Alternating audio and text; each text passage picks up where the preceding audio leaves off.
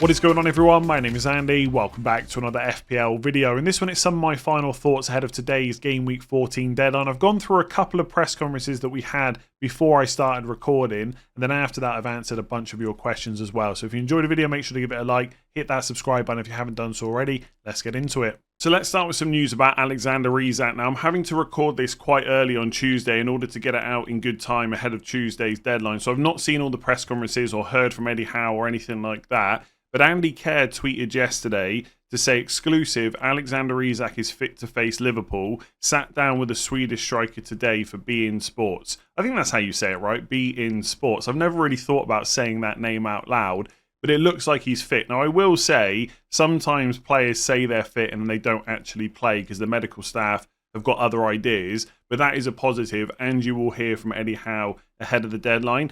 I will stick by what I said yesterday. I think he's worth keeping. Liverpool at home is not a great fixture. We know how good they can be defensively, but you bought him in for a reason. It wasn't just for 1 or 2 game weeks, West Ham and Crystal Palace. Yes, it's frustrating that he blanked in both of those games, but Game Week 15, Brentford away, Game Week 16, Leicester at home, 17, Ipswich away. I think that's pretty decent, and people have already sold him. So he is somewhat of a differential. If you want to go to Nicholas Jackson because he's got Southampton away, I completely understand that. Obviously, he's not suspended for that match. He's one yellow away from a suspension, but he ain't going to face that against Southampton. That's a fantastic fixture. And if he does get the 5th yellow card, it means he'll get a rest, right? So it's not necessarily the end of the world. Lots of players will get a rest over December. I understand that point of view, but I don't think I would make that move. If you went early, fair enough. But now you've got the news that Isak is fit, I don't think I would make that move. I would rather roll the transfer and then have Isak from 15 onwards. I think when you see your team for Game Week 15, you'll be thankful that he's in there, especially for 16 and 17 as well. So looks like he's fit. I would hold in most cases. If you want to downgrade him to fund another move, fair enough. If you want to go for Jackson for whatever reason, that's good too. But so is holding him. So typically, as soon as I finish recording this whole video, I clicked onto Twitter to see if there's been any updates, and now I've seen that Eddie Howe has held his press conference and spoken about Isak, so I'm going to add this bit in after what I've just spoken about. Eddie Howe said he took a knock to his hip at Crystal Palace and wasn't able to carry on. We haven't seen him in training yet. We don't think it's a long-term injury. We'll see regarding Liverpool. It will be about pain management. So Eddie Howe is not saying that he's fully fit and available to play, and apparently he hasn't been seen in training. I do think Eddie Howe is a bit like Mikel Arteta. He's never going to give you the full picture. He's not quite as bad as Arteta, but he's close to it. I guess this puts a few more doubts on Isak, but not enough for me to change my stance on preferring to hold him versus selling him. Like, I wouldn't have expected a huge amount of points at Liverpool anyway, and I still like the games 15 onwards. If we take Eddie Howe at his word, and it is about pain management, I guess there is a chance that he plays against Liverpool, feels pain in that hip, and then maybe misses Brentford, and potentially you just don't need this headache. And if you've got the spare transfer and you really want to move him on, then I certainly don't hate it. But I don't know, Isak saying he's fit in an interview is quite encouraging. I will say, though, players are often very positive about injuries. And we have seen in the past players say that they're fine and medical staff have other ideas. I would still lean towards keeping him, but if Eddie Howe puts you off and you want to sell him, that's perfectly reasonable.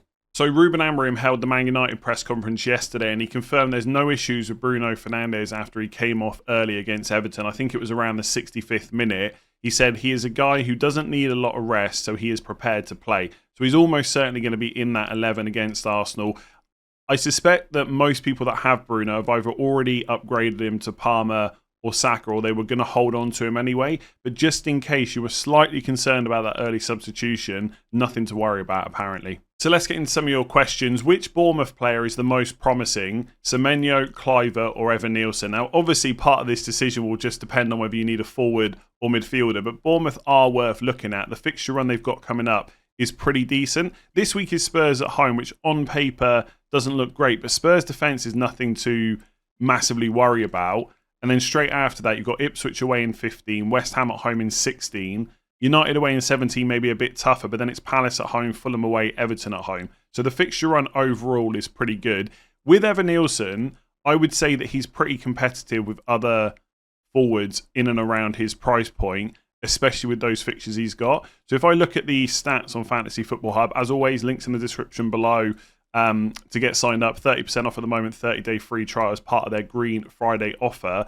If I just bring up Evan Nielsen, he's at 0.3 non-penalty expected goals per 90, 0.06 expected assists. They are really good numbers. And he's probably second in line for penalties behind Kluivert as well. Now, he doesn't necessarily always play 90 minutes, like 76 against Wolves, 90 and back-to-back 90s against Brighton and Brentford. Before that, it was 77 against City, got benched against Villa. Before that, 81 versus Arsenal. But he started 11 times this season. So the starts are pretty good. The minutes when he does play are decent enough, and the underlying numbers are good too. For 6 million, with the fixtures they've got coming up, he's probably one of the better cheap forwards to buy. As long as you've already got João Pedro, I would still go to him first. So I like Evan Nielsen versus Strand Larsen and Raul Jimenez right now, but I still would rather go to João Pedro first. In terms of the midfielders, I feel like the chat around Kluivert is starting to feel a lot like the chat around Madueke when he got that hat-trick. I think it was in game week 2, and everyone brought him in and they didn't do hardly anything after that. I don't think that Kluivert is a bad option, but I think a lot of people are being swayed by the fact he got 3 penalties in one game. There was hardly any discussion about him before that, and I think for that reason, if money is no object, Semenyo is still the better pick. I think Semenyo, especially now he's had his rest through that suspension from the 5th yellow card, is absolutely nailed on. He plays 90 minutes pretty much every single game he plays. And when I look in a minute, I suspect that his open play stats are better as well. With Kluivert, you've got a player that mostly starts, but not all the time. He's only got 10 starts so far this season. And he often comes off around the 70th, 75th minute. So for that reason, I would pay the extra for Semenyo. Like, he's 5.7 versus Kluivert at 5.4. I think he's worth that 0.3. If I look at the stats quickly, if I just go to Semenyo, I think he's a pretty good. Yeah, 0.32 non-penalty expected goals, 0.16 expected assists. So that's close to 0.5 expected goal involvement per 90. And he plays 90 minutes, importantly. With Kluivert, if we take away the penalties, 0.13 non-penalty expected goals, 0.1 expected assists. It's pretty rubbish stats. For a lot of it, you are relying on those penalties. And it's not to put people off, but I really don't think there's a contest between Semenyo and Kluivert. If you look at the price of, say, Rodgers, he's 5.3 now. Could you make a case because of the fixtures and the fact that Kluivert's on penalties to go for him over Rodgers? Possibly. It's not like Rodgers is guaranteed 90 minutes every week either. But that's only if you've got 5.4 or less to spend. If you've got 5.7, you just buy Semenyo. So in general, I think Bournemouth players are worth looking at right now. I don't think they're so good that you've got to transfer out all your players to bring them in. But if you need a new forward and you've already got João Pedro and you want to go cheap, Evan Nielsen is great. If you want a cheap midfielder, Semenyo is the one. I'm actually a little bit surprised that he's only 5.7 still. I guess people sold him recently maybe because of the suspension. He did blank against Brentford and Brighton as well. I think he's a really good pick. I think he's better than Smith Rowe around that price. And if at any point later this season I do end up selling in Burma and I want to use the money to upgrade one of my forwards or one of my defenders to like a Van Dijk, Trent, whoever it might be, in Burma to Semenyo right now would probably be the main place I'd go. So yeah, that's Bournemouth. So nice and simple, who are the best Konate replacements? And a few other people asked me about defenders in general, so I'm just going to cover them all here, both cheap and expensive options. So if you want to go around the 4.5 million price point, I would probably be looking at Van Heck, Colwill, or Gomez as my top 3 picks. If I was going for a 4.5 million defender this week, I'm pretty sure I would just go for Levi Colwill because you've got Southampton away right in front of you, which is not a bad fixture. Spurs away in 15, not ideal. Ideally, you would play someone else instead if you could. But after that, every fixture up until game week 22, you can pretty much just play Colwill in and not worry about it. Like 4.5 million defenders generally don't give you a huge amount of returns anyway. You don't want to be messing around with this in terms of lots of transfers. So you put Colwill in, you play him pretty much every game between now and 22, and that's it. You just don't worry about it. Even after that, City away in 23, not great, but then it's West Ham at home in 24. So you've still got a decent enough fixture that week. He's on 3 yellow cards, so he's still 2 away from a suspension. Chelsea defence is not as good as like an Arsenal or a Liverpool, but it's not bad either. He is probably where I would go. I mentioned Van Heck because Brighton defence is pretty decent as well. And after 14, the fixtures are quite good. So 15 to 18, you got Leicester away, Palace at home, West Ham away, Brentford at home. So in the short term, you can just put him in and play most weeks. It's just not necessarily ideal to buy him before Fulham away. That's the only slight thing that would put me off. But if you've got a Chelsea defender or you just don't want one, then I like the Brighton defence as well. And obviously with Gomez, there is maybe a slight risk about his minutes because we don't know if he's 100% nailed on with Konate out. But I think the Man City game showed us that he's ahead of Kwanzaa in the pecking order, and there is a good chance he plays regular minutes. And the fixtures overall are pretty decent right up until January, which is potentially when Konate could be back. You don't know, right? Konate could come back earlier. He may even be out even longer. I think for 4.8 million, Gomez is potentially worth the risk. If you've got an already fragile squad where you're not sure if players are going to play, suspensions are getting close, maybe you just go for Colwill for the long run. But at 4.8 million, getting a Liverpool defender, I think is quite nice. They probably will be slightly weaker without Konate, but not enough where the clean sheets are just going to dry up. I think Liverpool defence looks great. The fixtures are decent. Just to mention a couple of other players, Lewis Hall is someone that's been picked up quite a bit recently. Forest away, West Ham at home, Palace away, I think is where most people brought him in. I still think for 15 to 17 he's quite nice. But buying him before Liverpool at home just doesn't make a huge amount of sense. And I appreciate that Colwell's literally got Spurs away in game week 15. But I think when you're buying a defender, you want to buy someone with a good fixture right in front of them. And then after Leicester at home and Ipswich away in 16 and 17, it's Villa at home, Man United away, Spurs away for Newcastle. So it's not like long-term the fixtures are great. They've got periods where it's going to be difficult for clean sheets. So I still like Lewis Hall for 4.4, but I'm not sure I'd be buying him right now. And the other one is Kirkes, interestingly, Bournemouth. He got a goal against Wolves in game week 13, 2 assists against City in game week 10. Attacking numbers are okay. They're nothing to suggest he's going to get massive amounts of attacking returns, but he will chip in every now and then. 4.5. Again, though, you probably don't want to buy him before Spurs at home. But after that, the fixtures aren't bad right up until game week 20. So I quite like the idea of Kirkes as well, but I would probably be looking at Gomez or Colwell if I was going this week. In terms of more expensive options, to go for the absolute safety of starts, minutes and attacking potential for Liverpool, you got Van Dijk and Trent. I don't think it's necessarily ideal to buy them before Newcastle away, but if you put a Liverpool defender in like Van Dijk or Trent, while they're fit, they are basically staying in your team for a very long time. There is nothing really that concerning in their fixture list for basically ages. Like, okay, Spurs away in 17, not ideal, but if you've got to play Van Dijk or Trent with their attacking threat, you're not worried. And then maybe Man City away in 26. Outside of that, I think I would play a Liverpool defender every single game between 14 and 33. Now, don't get me wrong. Before then, there's going to be double game weeks, blank game weeks, chips to be played. You're not likely to keep them that long, but I love how good their fixtures are. And actually, I've been thinking about my own team. Do I really need a Liverpool defender? I look at that fixture run, and I really want one. I think it just looks so good. You do pay, obviously, a premium for it, but I think it could be worth it. In terms of Trent versus Van Dijk, Trent's just back from a hamstring issue, so there are maybe slight concerns in the short term. Long term, his minutes are great. I think his underlying numbers for attacking returns are better than the amount of returns he's got. Like 1 assist so far, that will increase. I think it's very difficult, unless you're stuck for cash, which you might be, because I know I am for any moves for Trent. It feels quite hard to justify not paying the extra 0.5 over Van Dijk. Van Dijk is no slouch when it comes to attacking returns himself. He's already got 2 this season. He was very close to scoring against Man City as well. There's no fitness concerns there. You know he's like 100% nailed. I guess at some point when Conor Bradley's fit, he could come in for Trent. So there are reasons to pay a little bit less. But I just think of seasons gone past. If you were looking at a difference of 0.5 between Van Dijk or Trent, you wouldn't even think about it. You'd go straight to Trent. So I think he's the exciting upside pick. Van Dijk is the safer pick, who still has upside as well. And I do quite like.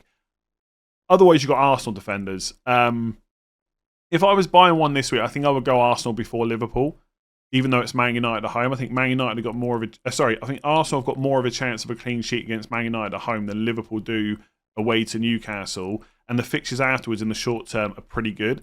And I think Gabriel at 6.2 million is just better than Van Dijk and Trent. So Gabriel's probably where I would go first of all. He is a slight doubt, but he'd probably be fine. I would not expect him to miss that game. Or if you don't want to spend 6 million plus, I would really take a look at Timber at 5.5. I think with the injuries they've got to White and Tomiyasu, he's basically nailed as long as he can stay fit. That's a very nice price. He's pretty attacking. The fixtures are good. I'd much rather go for a Timber than a Porro. So if I was buying this week, Colwill cheap or Gomez if you want to risk it for Liverpool. Gabriel if you don't have him, otherwise Timber. Outside of that, if you've already got the amount of Arsenal defenders that you want, then I would look at Liverpool. Estupinian at 5 million, by the way, he is consistently playing 90 minutes. And so I get why you'd want to spend 0.5 over Van Heck. I just don't know if long term, when Brighton get players back to fitness like Kadioglu, Hinchelwood, etc., I don't know if Estupinian will be nailed to play every game. But if he is, he's a nice option. I think with Estupinian, I would consider him like a bit of a punt. Like you take the risk that he keeps starting. If he does, he probably is better than Van Heck.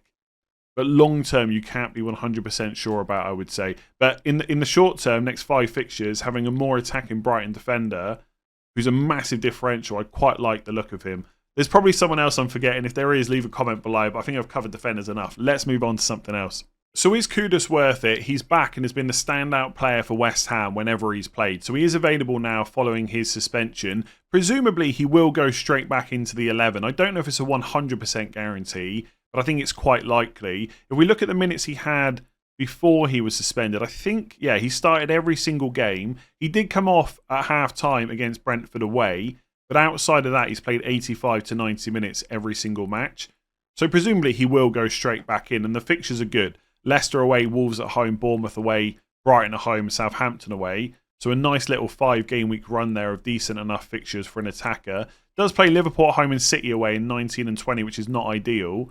But I think as a short-term move for 6.2 million, I quite like him. I have had my reservations about Kudus as an FPL pick in the past. I think I've said this many times, right? He's one of those players that looks great but doesn't necessarily have the stats. But actually, this season so far, he's putting up 0.35 non-penalty expected goals per 90, 0.11 expected assists. Now, that is off quite a small sample size. He's only played, 8 games.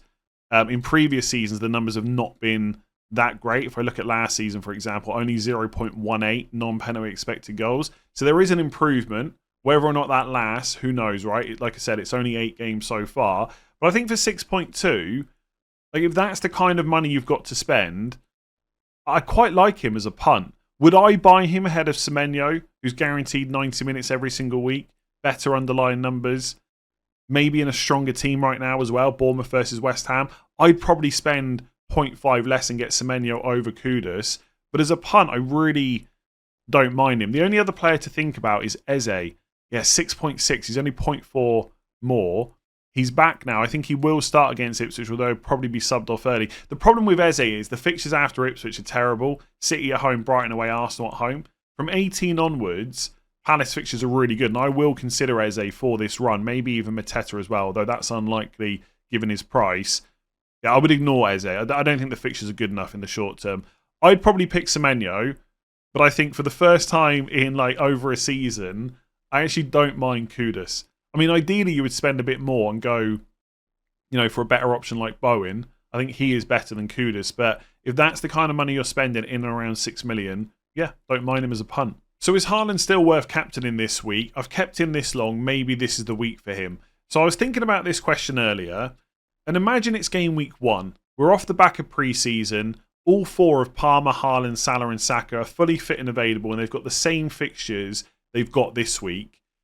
I think Palmer would be pretty popular because of the Southampton fixture, but I think the next best option, maybe even the top option in most people's eyes, would be Haaland because it's a home game, right? How many times have we said that? Haaland at home is always a great captain.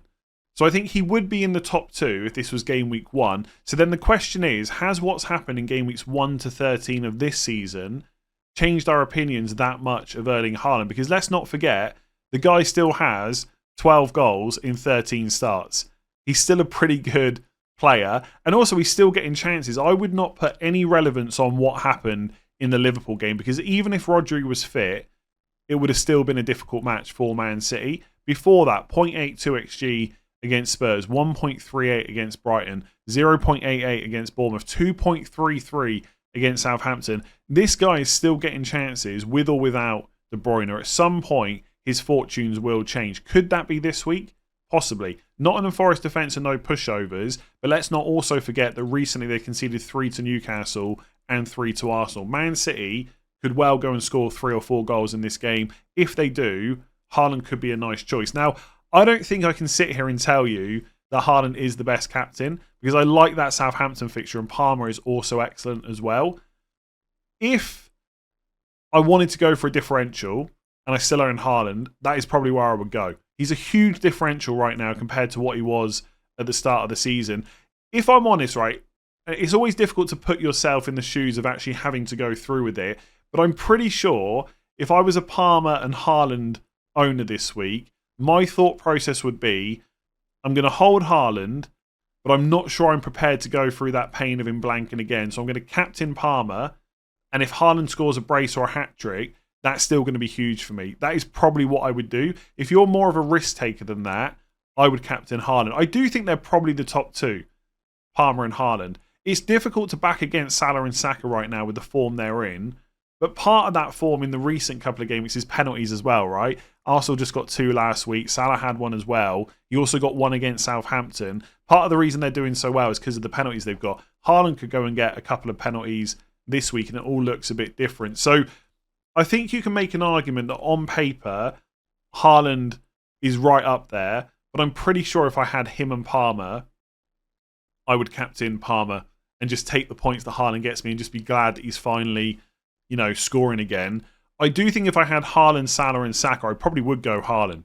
I think he probably is better than both of those on paper. Between Salah and Saka, it's quite hard to split. My preference is usually to go for Salah, but obviously Saka's at home. And Man United didn't concede any goals against Everton. The expected goals conceded was pretty good, but that's Everton at home. Going away to Arsenal is a whole different prospect. Arsenal will probably do really well in that game.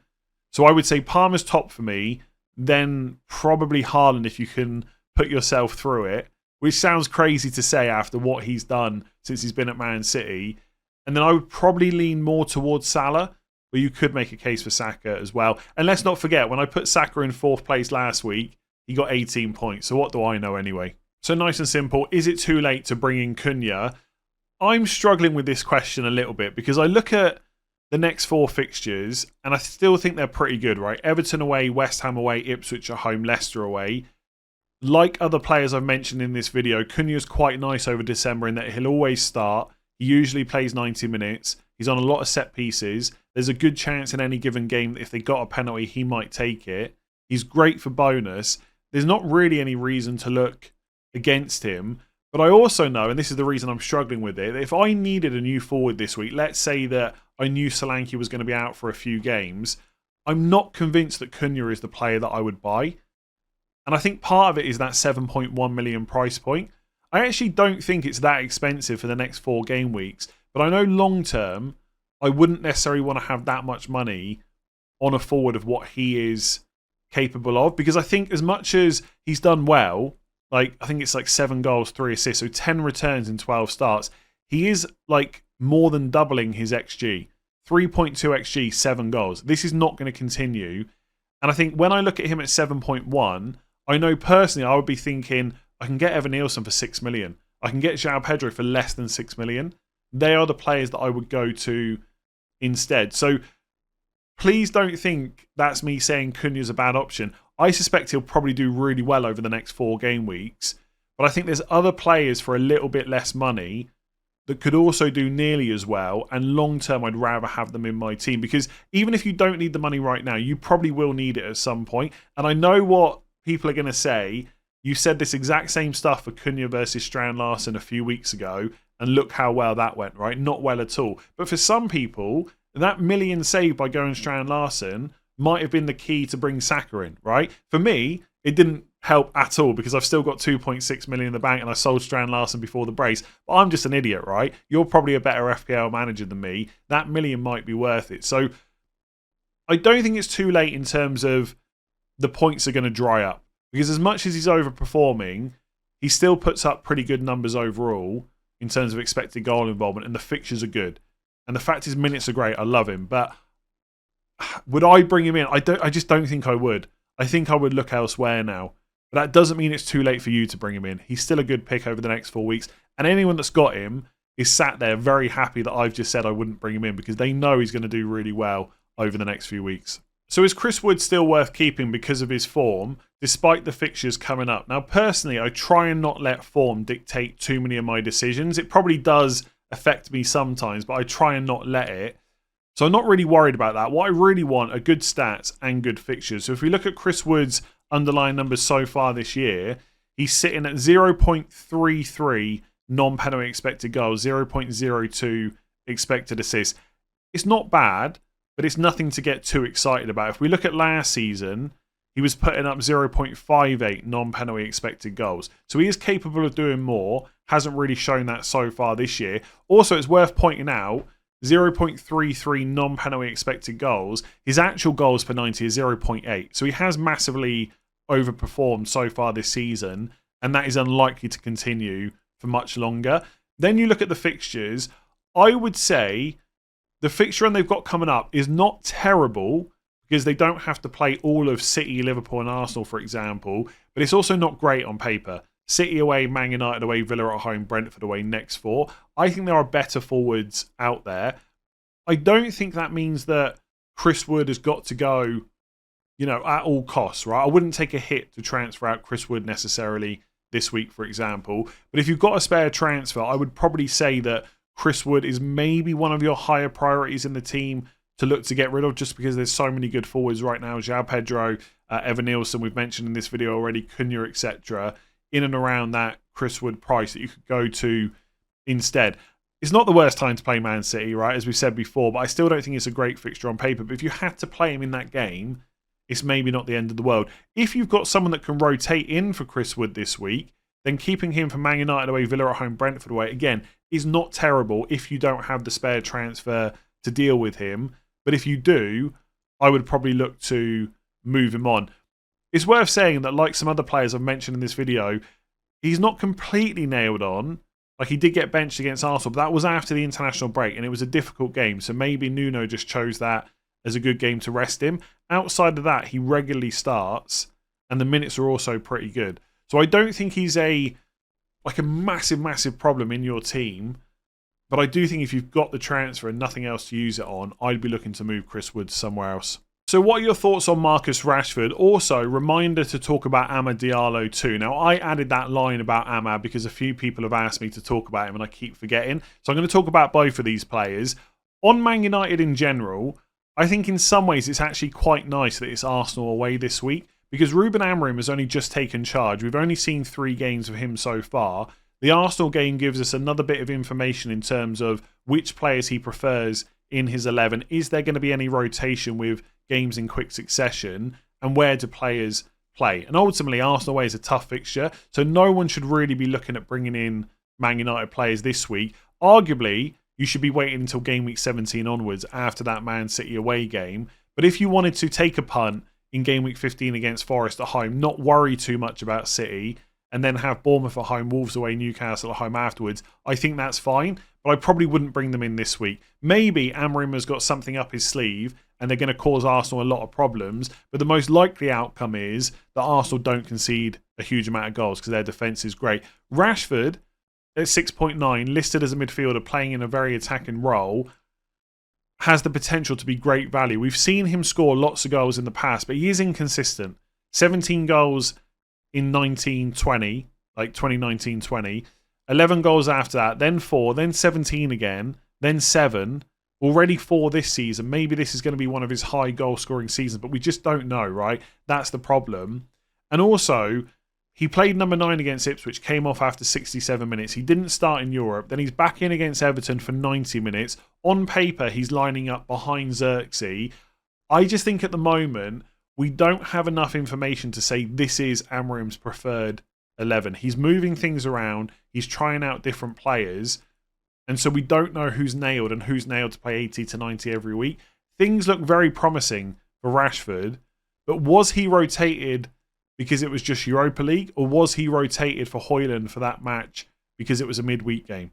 We just don't know. So I would like to see a bit more from Man United before I'm prepared to say that Rashford's a good option. But at his price point, he does have the potential to be really good value and be an option versus like an Eze or a Johnson or a Semenyo, whoever it might be. So potential there. With Ahmad, he's obviously a lot cheaper, right? 5 million. He's played wing-back twice now in the league. 90 minutes each time. Again, I don't think he started in Europe. Was that because it was a European match and he's going to be saved for the Premier League? Was it because it was midweek? I just don't know.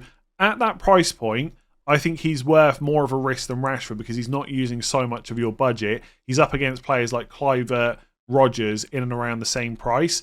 I don't mind Ahmad, but I still think based on what we know so far, I would probably just go for Rodgers instead. That being said, Amad Diallo has played 90 minutes both games under Amorim so far, and he's put up okay numbers, right? 0.24 expected goal involvement against Ipswich, 0.23 against Everton. For 5 million, it ain't that bad, right? And there is potential upside there, but again, it's Arsenal away, so I don't really see the rush. So I think Amad Diallo could be great value if you've got a spot in your midfield for like a him or a Rodgers or someone like that.